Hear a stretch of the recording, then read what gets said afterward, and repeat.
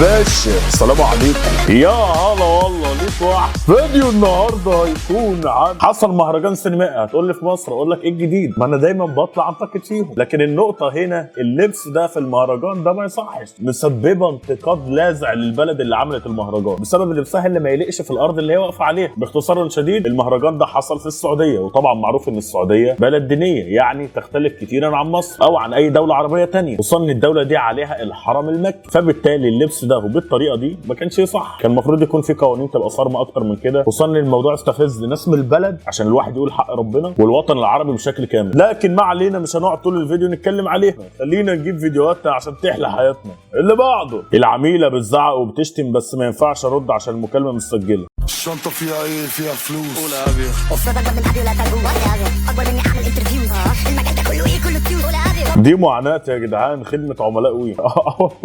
والله النت كل شويه بيفصل، بس بامانه ربنا بقى ذوق قوي بصراحه، عشان اتكلم بصراحه يعني انا واحد من الناس لما اجي اكلمهم بيدوني نت على الخط. بامانه ربنا اول ما اكلمه النت فصل عندي. ماشي حضرتك هنزل لك كذا كذا على تليفون، رقم حضرتك الفلاني الفلاني الفلاني الفلاني، اقول لها تروح منزل لي بصراحه الجيجات واقعد اشتغل عادي. فكلمه حق يعني في الف حقهم بداوا يتطوروا. لكن ما علينا. اللي بعده، غسلت المواعين كلها وسبت معلقه ماما. ورحمة امي ما هتاخد فلوس. انت الدنيا مغفلاك معايا. دي معاناه البنات في بيوتهم يا جدعان، بيبقوا يشتغلوا عشان القبيب، هيعملوا ايه طيب؟ والامهات ما شاء الله بتتلكك. يا ربنا يعين كل واحد. اللي بعده، بصوا تردد 100 تردد، قال يرجع ورا ولا يجري لقدام ولا يقف على جنب. هنشوف هيعمل ايه.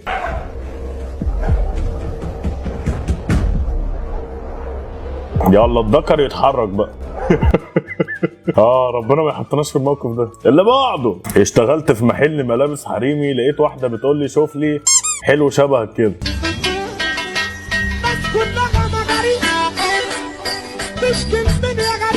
طب حلو يعني بتقول لك هتلاقي يعني. بتنجانه ده حبيبي. اللي بعده، من أراد أن يتزوج فليتزوج من المنصورة والشرقية. تزوجوا من بحري يا راجل، يفتحوا النفس يا راجل. واحد وصلى على سيدك. والله اللي عاوز يتهنى يتجوز من بحري. لا يا شيخ انا مش هاخد بحريه، انا هتجوز اردنيه مع احترامي الكامل للبحريه. اللي بعده، هوي انا بجد عايزه افهمكوا حاجه. قولي بسرعه. ورده. انا طبعا انتوا كلكم عارفين ان انا طالعه ترند الفتره دي بسبب صوتي. اوكي كملي حبيبتي. اضحك يلا اضحك. كنت بس عايزه اقول لكم ان الحاجه اللي مفرحاني. ايه اللي مفرحك؟ قولي لنا اللي مفرحك. اللي مفرحك يفرحنا والله. مش ان الناس بتتريق او بتعجبني او بتشتمني. انتوا ناس ما عندكوش دم بصراحه. الناس اللي بتتريق وبتشتم دي انتوا مش سو فاني. حقك عليا انا. معرفش انا الناس اللي بتتنمر على الناس دي بتعيش ازاي بجد. لان انا من الشخصيات اللي مش بعرف اتاثر بكلام اي شخص حواليا خالص. جدع عشان انت واثقه في نفسك.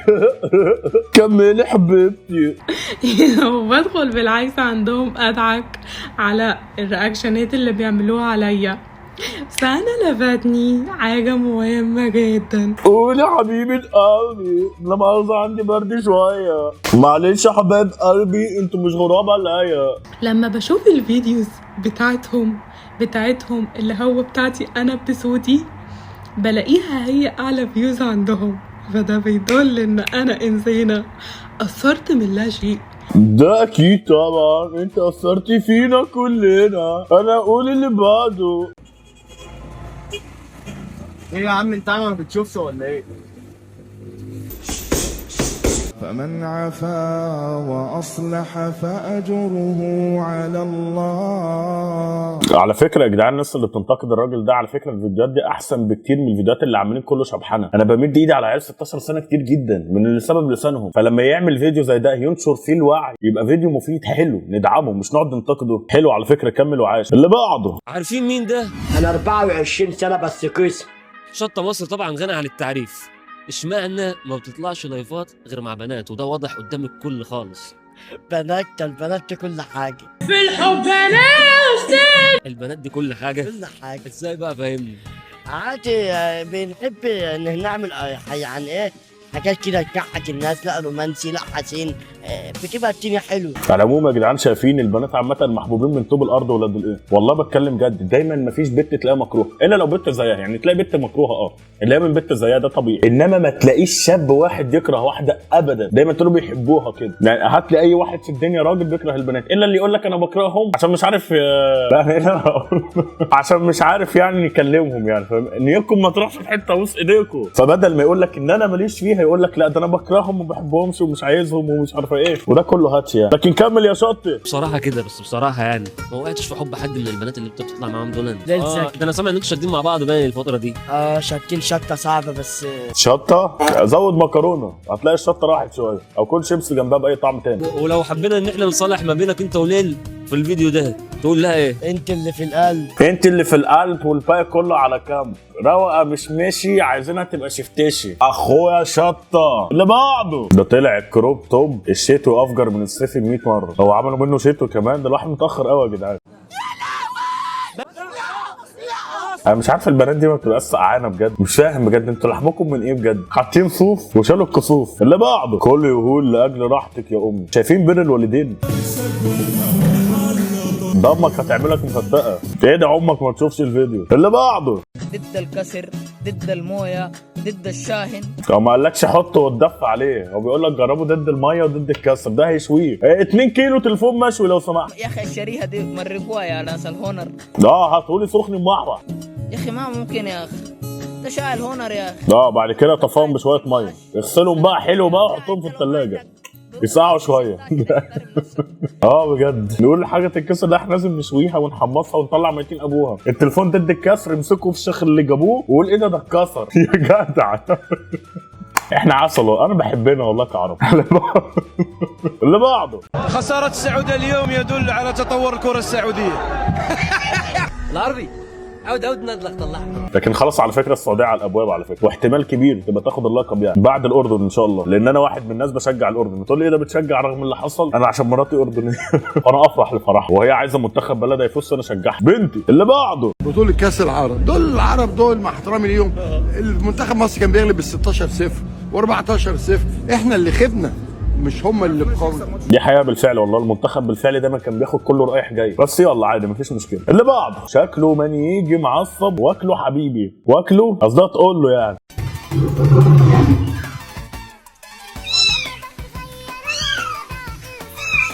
خضوع عصبي وقلب ابيض احسن ما يكون خبيث واعز في هن كده. انما اللي بيزعق ده وبيقعد يجعجع والله العلي العظيم عارفه ولا اي حاجه حصلت، يقول لك خلاص ما تزعليش حقك عليا. افضل من الكتوم اللي بيبقى خبيث ده. اللي بعد لما تقول لك هدلعك لما نتجوز وهرقص لك وكده بقى راسها بعد ما نتجوزهم.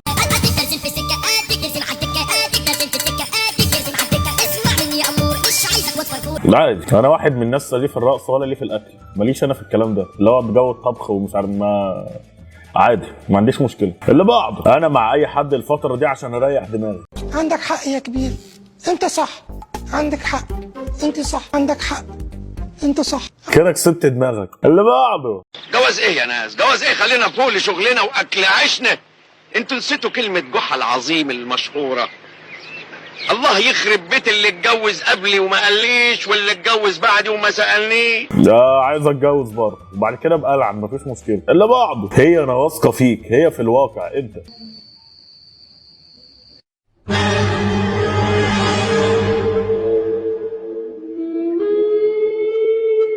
هتقول لك ده حب، مش قله الثقه، ده حب وغيره. ما علينا. اللي بعده ايه ده؟ في ايه مالك؟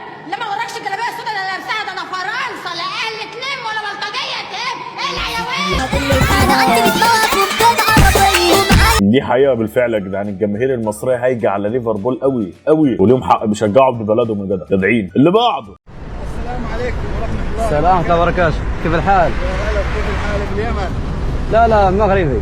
مغربي؟ نعم ما شاء الله. وش الجو وش الحركات دي؟ من وين جاي؟ لا من المغرب اتي وان شاء الله ذاهب الى الرياض ان شاء الله. ما شاء الله بالدراجه؟ نعم الدراسه الهوائيه. انت مين؟ احنا مصر ان شاء الله. مصر ما شاء الله. كيف الحال؟ على فكره الشعبين بيموتوا ببعض ودي حاجه حلوه ان عرب افريقيا بيحبوا بعض. لكن اللي بعده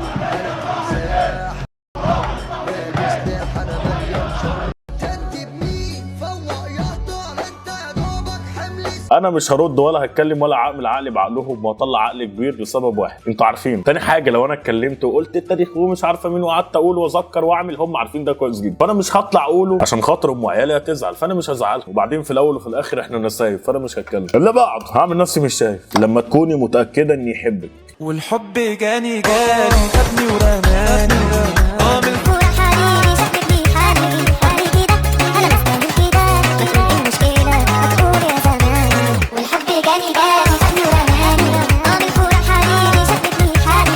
انا زعلانه عشان زعلتك، فانت صالحني عشان زعلتك، وانت لما زعلت انا زعلت، فزعلت على زعلك. ولف بينا يا دنيا اللي بعضه.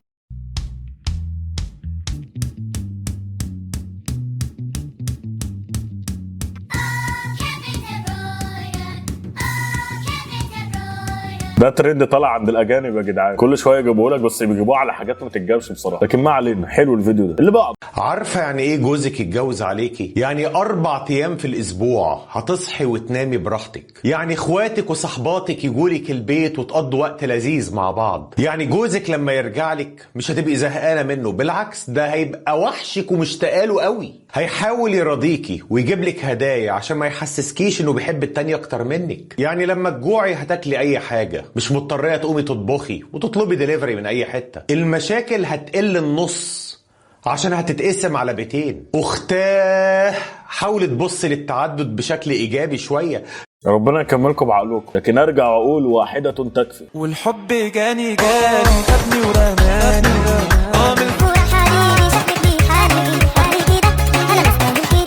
ايه رايك؟ الدنيا تمام كده؟ حلو كده؟ ماشي اللي بعض. Você tá achando que eu sou algum idiota? Eu vi você com ela, eu vi. ده فشته بيخونها يا جدعان، اديله. Tá doida? É namorada dele. Namorada dele o quê? Você acha que eu sou algum idiota? البت على طول راحت اتشعبطت في دراع الواد، يعني ايه الرخص ده؟ Eu sou idiota? É namorada dele. Você é namorada dele? Então beija nessa porra. عيب يا ولد، عايز تشوف ايه؟ يا قليل ادب. اللي بعضه. نهائي كاس العالم اخر ضربه جزاء، لو جبناها هناخد البطوله. عمر كمال. طاهر القلب نقي ذاكر لله المصطفى الصف. هو بيسجد سجده شكر ربنا يعني. اتمنى ما اشوفوش في النسخه الجايه. اللي بعض. كلم واحد قال له اكتب لي، اصلا انا منهم مخي اتدمر. معلش يا حبيبي. ايه يعني يا جدعان؟ اللي ملوش ماضي ملوش حاضر، شيء طبيعي على فكره. وتاخدوا الفيديوهات دي بايجابيه، ان ربنا سبحانه وتعالى قادر على تغيير حالكم من حل لحل في لمح البصر، فاهمين بالي؟ فربنا يوفقه، هو فنان مجتهد. اللي بعض. ما تخافش ما تخافش، هو هيقلي لك شعرك شويه، هو هنا بيقلي له يعني، بيعجن العجينه الاول. انا ما اعرفش انت بتخبز ولا بتحلق. وحاطط له زيت مأكل ده ولا ايه ده؟ خلاص يا حبيبي كفايه لعب في شعره، هتقطعه له. ده فرحان يا جدعان، والتاني قاعد مستمخ قوي بالطبل ده، دماغك تصدع كده. انت بيعملوا مساج كمان. طب والله كويس، وكل ده $1 يا بلاش. اللي بعده. ارحم اهلي يا منصور. وهم من اهلك لحموا اهلي يا لوعه. يا لوعه انت في منتهى اللوعه.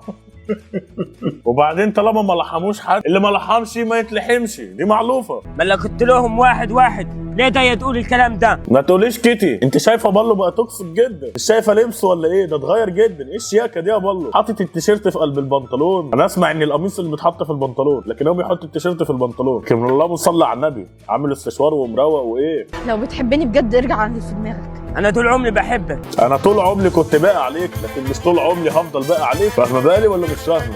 بس لا، القصاص اخره قصاص، والطال ده ملزم بيه. وكل الدنيا هتطلب بعضيها بالنار، ونطلب بعضينا ونرتاح بقى، وارمي قنبلتين على القاهره وقول حي على الفلاح. خلي الواحد يخلص يا جدع. دينا في بلدنا. يبقى انت كده بتخسرني ومصمم ان انت تخسرني ومش باقي عليا. ليه بتقولي كده؟ انا بحبك، لكن اهلك ضربوني بالنار، وضربوا اللي ليا، فحق ان انا اجيب حق اهلي اللي اتضربوا بالنار. يخرب بيتك حمش. العين بالعين والسن بالسن. والباقي دي اظلم يا لوعه. خدي بعضك واتكلي من هنا، يلا. لو ما رجعتش عند في دماغك، ولا تخصني ولا اخصك. ما اقتلسي على عيني شايفاه. لازم عيلتك يدفع الثمن، حق اللي عملوه في عيلتي. يبقى انت اللي اخترت يا منصور. يا لوعه تعالي يا لوعه هقول لك يا بنت. ماشي الشر باين في استشواره، عامل له حته كيكه. ربنا يستر وما يحصلش حاجه في مصر اليومين دول. اللي بعده، إذا أحد دمر منتخب الأردن وقضى على منتخب الأردن فهي الجماهير، على المدرب واللاعبين كأنهم البرازيل. الأردن ليس منتخب ذو تاريخ كروي عظيم، لا الأداء ضعيف، المدرب أن يرحل. مدرب أهلك لكأس العالم، مدرب الذي قبله وأوصلك نهائي آسيا، قل الحمد لله، أشعر المدرب بالامتنان لكي يكمل ويتشجع معك. ده يا جدعان عشان خاطر باختصار الجماهير الأردنية بتقول والله المنتخب بتاعنا بقى شكله حلو وبيشكروا، راح التانيين قالوا لهم ايه؟ لا ده المغرب هي اللي عملت لكم شكل وهي اللي عملت لكم طعم، فراح لبسوا ببعض بقى. فأصبحت الجماهير اللي هنا بتتمنى مواجهة الجماهير اللي هنا. طبعا احنا هنعمل ايه؟ احنا شوية مع دول وشوية مع دول، لكن ما علينا يعني، هم مش هيعملوا حاجة لبعضيهم وإن شاء الله ما يتقابلوش. اللي بعده، الكدابة الخاينة راحت تقول ان هي في البيت عشان القمر فوق هيقول لها انت القمر دلوقتي، واقطع دراعي لان استنى ثانيه واحده ممكن بيحكي حاجه. امال بتعملي ايه هنا يا هانم؟ بيضاني يما. انا مش قلت لكم بيضاني الفته بتتعمل بلحمه ضاني وعيش ناشف اهي قديمه. اللي بعده، والحب جاني خدني ورماني بالفرح حبيبي. ده انتوا عيال بارده، ده انتوا لو عيال هعمل عليكم ملوخيه مع اني ما باكلهاش. بتخشوا في اوقات لكن ما علينا، كل اللي اقوله لكم ده بسبب تطور الكره السعوديه. منتخبات عربية وصلت إلى كأس العالم، هذا دلالة على تطور الكرة السعودية. والحب جاني خدني ورماني. اللي بعده، جاي ادلع فيك وراني ارضى بس لو انت راضي، دي الدقيقة معاك بعمري يلا عمري ما ابتداش غير وانت جنبي، كل يوم يسألني قلبي ما تقابلناش بدري ليه. طبعا الكلام رايح لام العيال اللي قاعده في القلب وفي البال، فاهم بالي. واشوفك يا باشا على الفيديو الجاي. جود نايت، تصبحوا على خير. جود باي برو. Goodbye bro. Goodbye bro. Goodbye bro.